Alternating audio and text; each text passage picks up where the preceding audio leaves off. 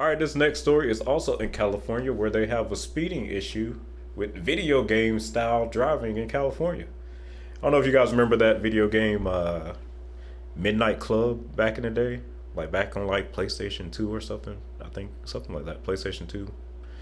Midnight Club, LA. I remember that game. It was like those LA streets, just something about them make you want to speed. And I think that came from the idea behind all that came from that movie Fast and Furious. You hit the knocks, and you just slam on the gas, and you just race and ride through the LA streets. So you got all these video games based on driving like crazy in LA. You got Grand Theft Auto, you had Burnout, you had Midnight Club. Hey, California is just the place to be in speed, at least for some people. So let's see what the California Highway Patrol, or CHP, is trying to do about speeding in the Golden State. Now at 5:30, the CHP is changing things up and taking an incognito approach against what it calls dangerous video game style driving. Good evening. This is the KTLA 5 News at 5:30. I'm Cher Calvin. And I'm Micah Ullman. Their new tool, stealthy but toned down cruisers designed to blend in with traffic. KTLA 5's Shelby Nelson is live in Rancho Cucamonga with more on why the agency thinks it will work. Shelby. Hi, Cher, Mike. And it sounds like CHP has already started rolling out some of these patrol vehicles more locally, though. Out here in the Inland Empire, I checked in with them. These agencies tell us that they're poised to be getting them in the coming months this summer, which hopefully will deter lots of these dangerous drivers.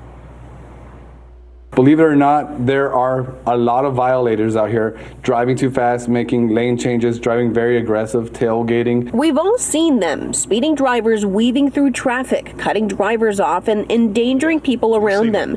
And it's the reason that California Highway Patrol is taking on a different approach to catching dangerous drivers. We're deploying 100 of these vehicles statewide to confront a growing threat. They're these 2024 Dodge Durangos that are specially marked patrol cars without the lights or loud decals, designed to blend in. Violators will see our black and white cars and they will slow down for a period of time until they see us pull off the road. But that black and white indicator is going dark. Rodrigo Jimenez with CHP Rancho Cucamonga Division says they're poised to receive 2 vehicles from the fleet this summer. Each Durango features a V8 Hemi engine, police pursuit package, concealed 360-degree emergency lighting, and a version of the CHP badge on the door. Officers driving them will be in full uniform. There were over 18,000 violators last year cited for traveling over 100 miles an hour. CHP Inland Division will also get their share of 2 patrol vehicles.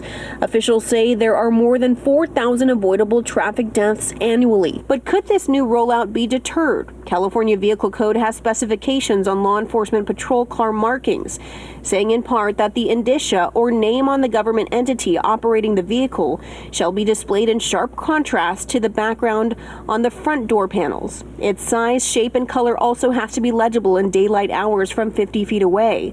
In a statement, CHP told us that they are aware of the requirement and said in part to address that, the department specifically designed the lower profile vehicle graphics to ensure high contrast with door panel colors, maintaining legibility during daylight hours from at least 50 feet. Now, here at the Rancho Division, I'm told those vehicles will be used all day, but mainly during the busy commutes. Now, I don't know how you guys feel about this, but I travel all over the country a lot. You see it on my other channel. I've driven thousands and thousands of miles all over almost every state at this point. And when I see drivers doing crazy speeding and weaving in and out, I always think to myself, I wish a cop was right there to catch them. I would love to see them get pulled over. So for me personally, I love this. I think every state should do it. I think this should be done all over the country. So you catch these, because I see it all the time. When the speeder sees the cop and he knows it's a cop, they slow down just for a little while once they get past the cop. And then they go right back to doing the crazy stuff on the road that they were doing before. I hope California does do this. I hope it works. And I hope other states start adopting it. Because as we've seen on this channel, and as we see probably on news every day, there's always someone doing something stupid on the road, hurting or taking someone else's life, and not their own. It always happens that way. There's never any justification for going 100 miles per hour on any roadway. So I say go get them, California. Write those tickets, generate that revenue, get these guys off the road. Let's go, CHP, baby. All right, for this next story, we are going up to Michigan.